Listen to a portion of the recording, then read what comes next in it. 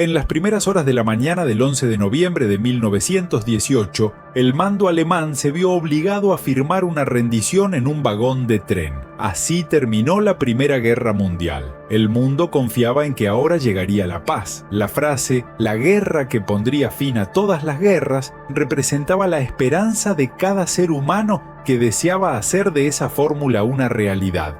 Sin embargo, mientras que Estados Unidos celebraba el fin de la guerra, Alemania recibió ese desenlace entre ruinas. La Conferencia de Paz de París comenzó en enero de 1919. La delegación británica en Versalles describió la propuesta del presidente estadounidense Woodrow Wilson de crear una sociedad de naciones con el objetivo de garantizar la seguridad colectiva, promover el desarme y la cooperación internacional. No obstante, los líderes se enfrentaron a muchos desafíos en el camino. Rusia, devastada por la guerra, estaba cada vez más sometida al poder bolchevique del Partido Comunista. Mientras tanto, había estallado un conflicto entre el Imperio Otomano y Grecia, a la cual se le había concedido parte del Imperio Otomano mediante el Tratado de Paz, algo que no satisfacía del todo a los otomanos. Las fuerzas aliadas permanecieron a lo largo del Rin hasta el verano de 1919. Sus cabezas de puente se adentraron profundamente en una Alemania derrotada, desarmada y hambrienta. Este país fue considerado el principal culpable del desastre, pues fue Alemania quien lideró las fuerzas responsables del conflicto. Finalmente, habiendo alcanzado la paz y la seguridad, el pueblo francés clamaba nunca más. Sin embargo, una ansiedad misteriosa aún se cernía sobre los cielos de Francia. La población francesa era considerablemente menor que la de Alemania, con solo 2/3. Además, el número de alemanes no dejaba de crecer, lo cual podría generar una diferencia del doble en solo 10 años. Francia expresó su indignación por la muerte de 1,5 millones de franceses que perecieron defendiendo al país del enemigo. El liderazgo francés recordaba las amenazas de guerra de Bismarck en 1875 y la crisis de Tánger, que obligó al ministro de Exteriores francés a dimitir. La última gota fue la muerte de su hijo en el frente durante la guerra, lo que lo llevó a abandonar la política para siempre. El comandante supremo aliado, el mariscal Ferdinand Foch, insistía en que la frontera de Francia debía extenderse a lo largo del escarpado Rin. El río debía convertirse en una barrera y escudo bajo el cual los franceses pudieran vivir en paz. Sin embargo, los políticos británicos y estadounidenses consideraban que la inclusión de territorios alemanes en Francia contradecía los 14 puntos y principios sobre los cuales debía basarse el Tratado de Paz. Los aliados se opusieron a las demandas de Foch y de Francia, obtuvieron el apoyo del presidente del Consejo de Ministros francés, Georges Clemenceau, a cambio de garantías angloamericanas de defensa de Francia, una zona desmilitarizada y el desarme total y permanente de Alemania. Alemania perdió todas sus colonias que le proveían de trigo, papas, carbón, minerales y otros recursos. Además, fue desarmada y solo se le permitió tener un ejército de 100.000 soldados con un servicio prolongado que impedía la acumulación de reservas y nuevos reclutas. Alemania tuvo que entregar 5.000 piezas de artillería, 1.700 aviones y todos sus submarinos. A pesar de las protestas de Foch, Clemenceau aceptó. El vicepresidente Woodrow Wilson, el primer ministro británico Lloyd George y Georges Clemenceau firmaron un tratado de garantía. Luego de todas estas pruebas, el mariscal Foch comentó sobre la firma del Tratado de Versalles con increíble precisión: «Esto no es una paz, sino una tregua de 20 años». A pesar de todo, el liderazgo francés, encabezado por el primer ministro Raymond Poincaré, quería crear un Estado alemán independiente bajo el control y protección de Francia. Sin embargo, eso tampoco tuvo éxito. Con el tiempo, se llegó al punto en el que las tropas franco-belgas invadieron la región del Ruhr en 1923 y tomaron importantes campos de recursos. Esto causó indignación no solo entre los alemanes, sino también entre los aliados. La ocupación francesa de partes de tierras alemanas generó una disputa entre Lloyd George y Poincaré. Sin embargo, bajo la presión de Estados Unidos y Gran Bretaña, las tropas tuvieron que retirarse al año siguiente.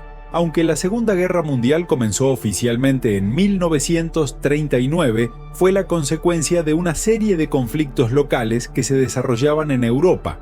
El colapso completo del Imperio Austrohúngaro tras el Tratado de Saint-Germain y el Tratado de Trianón fue una verdadera tragedia europea. Durante siglos, este heredero del Sacro Imperio Romano Germánico permitió que muchos pueblos vivieran juntos y disfrutaran de los beneficios del comercio cooperativo y la seguridad. Sin ella, ningún pueblo habría podido resistir la presión de una Alemania renacida. Austria perdió su estatus de imperio, Hungría perdió el 75% de su territorio y 3 millones de habitantes. Además, la aliada Bulgaria también perdió territorio y 1 millón de personas. La Sociedad de Naciones sufrió un golpe severo por parte de Estados Unidos cuando los republicanos tomaron el poder en las elecciones de 1920. La nueva dirigencia abandonó el rumbo trazado por el presidente Wilson y adoptó una posición más aislacionista. La nueva visión de América era que los países al otro lado del Atlántico debían resolver sus propios conflictos y además pagar sus deudas. La situación en el continente se agravó por la victoria total del régimen comunista en el antiguo Imperio ruso. Un mes después del inicio de la Conferencia de París, estalló una guerra entre Polonia y la Rusia comunista. Las hostilidades activas comenzaron un año después, cuando los polacos fueron apoyados por la República Popular de Ucrania contra la Rusia comunista. El Ejército Rojo quería atravesar Polonia hasta llegar a Alemania y así extender la revolución socialista por el mundo.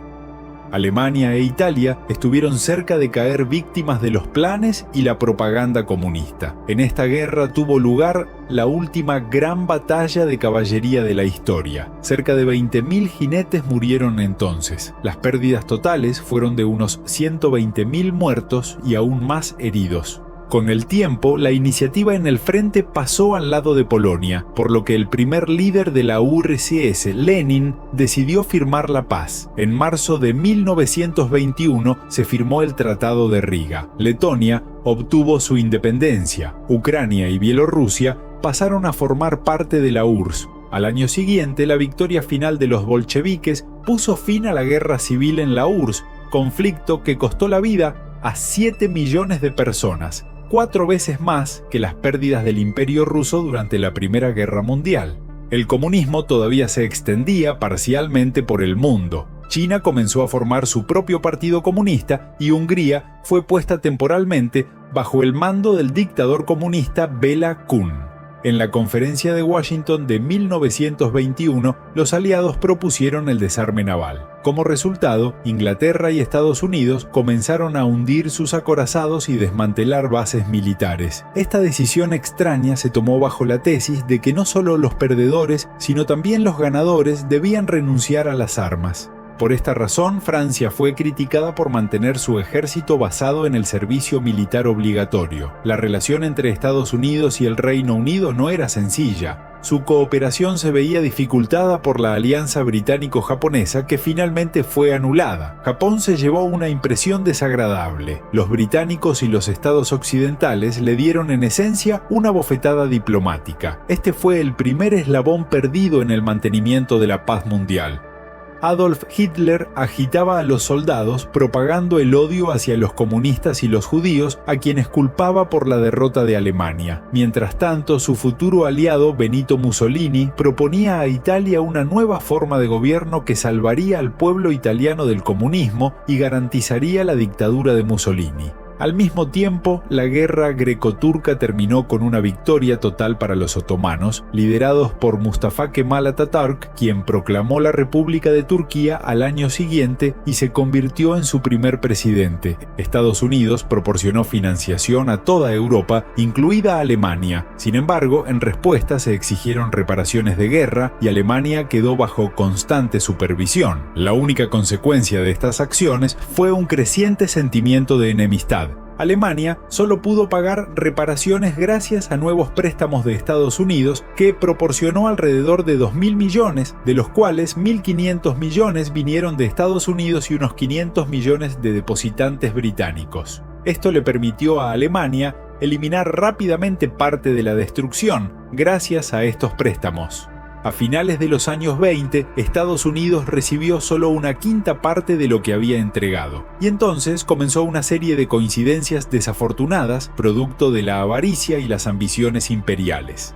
Todo comenzó con la hiperinflación en Alemania. Mientras que antes de la guerra, un dólar estadounidense valía 4 marcos alemanes, en junio de 1923 llegó a 100.000 y en noviembre a 4,2 billones. Una barra de pan de 1 kilogramo costaba 680 millones de marcos. Se emitieron billetes de 100 billones de marcos alemanes. Adolf Hitler aprovechó la situación y organizó el llamado Putsch de la cervecería junto con sus aliados en Múnich. Hitler disparó al techo del bar y comenzó a gritar que formaría un nuevo gobierno bajo su mando. Los rebeldes lograron tomar como rehenes a los miembros del Consejo de la ciudad de Múnich, capturar la línea telegráfica y las líneas telefónicas, pero los bávaros ya habían informado del levantamiento a Berlín. El intento de golpe terminó con el arresto de los líderes y la muerte de 14 golpistas a manos de la policía. Sin embargo, el futuro dictador se proclamó a sí mismo y fue amado por el público. Hitler fue condenado a 5 años, lo que sus partidarios consideraron una sentencia demasiado severa. Como resultado, pasó menos de un año tras las rejas, continuando sus actividades durante todo ese tiempo. El futuro dictador comenzó a escribir Mein Kampf. En 1925 murió el presidente Friedrich Ebert y el segundo y último presidente del Reich alemán, Paul von Hindenburg, llegó al poder. La hiperinflación no solo afectó al marco alemán. El dólar estadounidense también sufrió una caída durante la Gran Depresión. Gracias a su posición tras la Primera Guerra Mundial, Estados Unidos logró iniciar una etapa de crecimiento económico significativo y los años 20 fueron un periodo de esplendor social con el desarrollo de clubes, jazz, mafia y manufactura. Sin embargo, la inversión en producción fue mucho mayor de lo necesario. La llamada burbuja bursátil estalló, lo que llevó a la quiebra de muchas empresas y a préstamos impagados. Al final, los países que habían recibido créditos, incluida Alemania, no pudieron devolver sus deudas. La Unión Soviética creó una hambruna artificial masiva en la Ucrania ocupada e inició un genocidio. Para suprimir los sentimientos revolucionarios y la identidad nacional de los ucranianos, las autoridades criminales confiscaron todas las cosechas de grano y otros alimentos a los campesinos. La Sociedad de Naciones, por causa del régimen de Hitler en Alemania, no quiso enfrentarse a Moscú, por lo tanto, no intervino. Solo en noviembre de 2023, el Congreso Mundial de Investigadores del Genocidio del Holodomor pudo establecer la cifra correcta de 10,5 millones de ucranianos. Al otro lado del mundo, en el Océano Pacífico, también ocurría agitación política. Japón reclamaba la Manchuria china desde principios del siglo XX, cuando ganó la guerra ruso-japonesa. El Imperio ruso pudo haber ganado si hubiera tenido más tiempo y tropas, pero el emperador Nicolás II decidió firmar la paz, aunque las razones exactas aún se debaten. En 1933, Japón se negó a devolver Manchuria a China, afirmando que era absolutamente imposible. El país del sol naciente planeaba expandir su territorio y posteriormente inició la guerra sino-japonesa, que continuaría hasta el final de la Segunda Guerra Mundial.